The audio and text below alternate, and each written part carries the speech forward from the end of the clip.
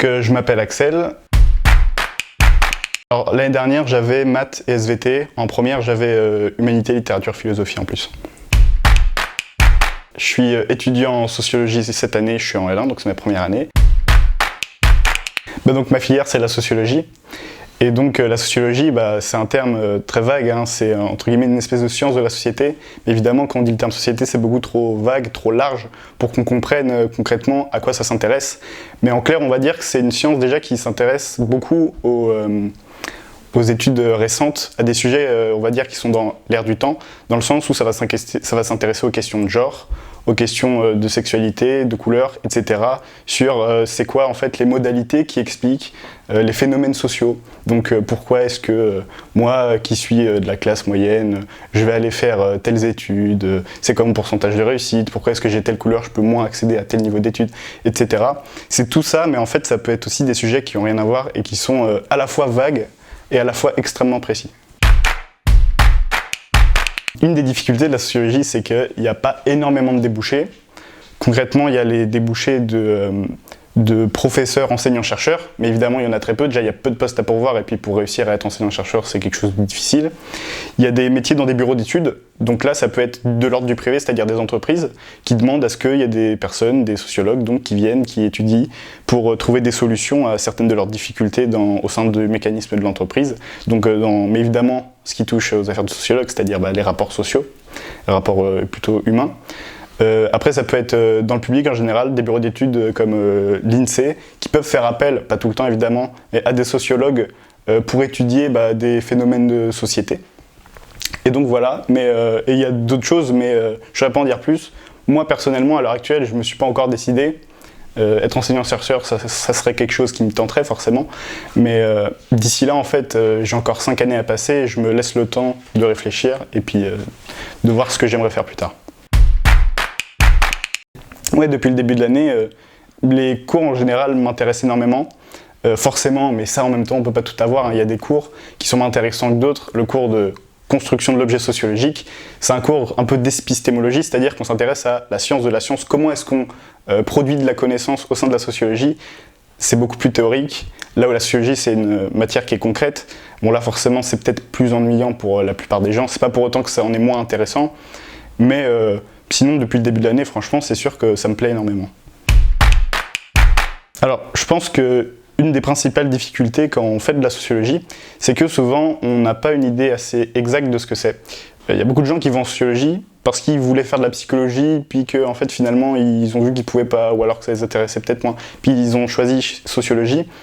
Et le problème c'est qu'il y a souvent, mais pas tout le temps hein, évidemment, une méconnaissance du sujet.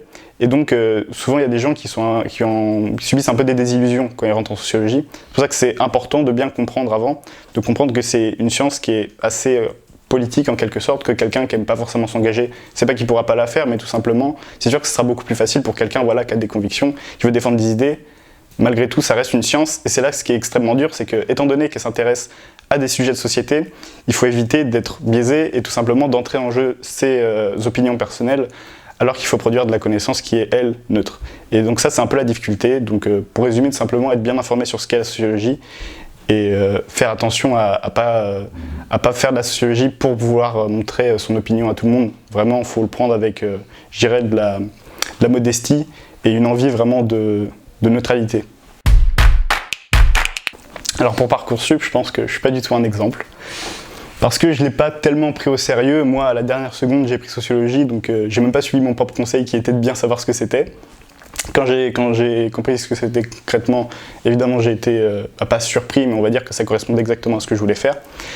Maintenant, pour Parcoursup, je pense qu'il faut évidemment le prendre au sérieux parce qu'on ne peut pas se dire on s'en fout de Parcoursup.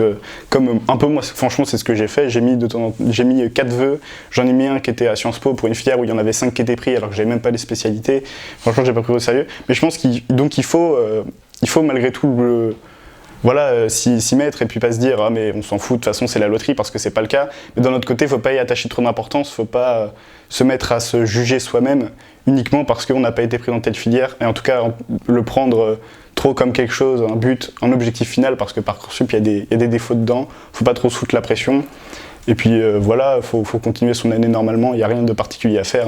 Tout le monde a vu les lettres de motivation qui n'avaient pas été lues. Bon, des fois, oui, ça arrive, je pense, mais à côté de ça, faut quand même faire attention, quoi. Je pense que le truc le plus primordial, c'est le travail personnel. Savoir s'organiser. On a beaucoup de temps libre, donc on va dire qu'on n'a pas trop d'excuses, sauf si évidemment vous faites des choses à côté, etc. Mais même moi qui ai quelques activités annexes, franchement, je peux pas me dire j'ai pas le temps de le faire, non, c'est faux. Donc faut vraiment prendre le temps soit de s'organiser et de réfléchir à comment est-ce qu'on va faire, poser les choses concrètement. Quand on est un flemmard comme moi, si on le fait pas, c'est sûr qu'on va rien faire du tout à côté. Ouais, peut-être que l'année dernière, j'ai eu la chance de parler au micro du lycée pour évoquer la laïcité et prononcer ces superbes phrases sur les valeurs de la République française. Et peut-être que j'ai dit que je savais où se trouvait Xavier Dupont de Ligonnès, notamment dans le lycée. Monsieur Ducroix, si vous nous regardez, salut, je sais que c'est vous. Faites-vous confiance, mais là c'est une phrase de papa. Mais ouais, faites-vous confiance juste, et puis travaillez bien à l'école, c'est hyper important.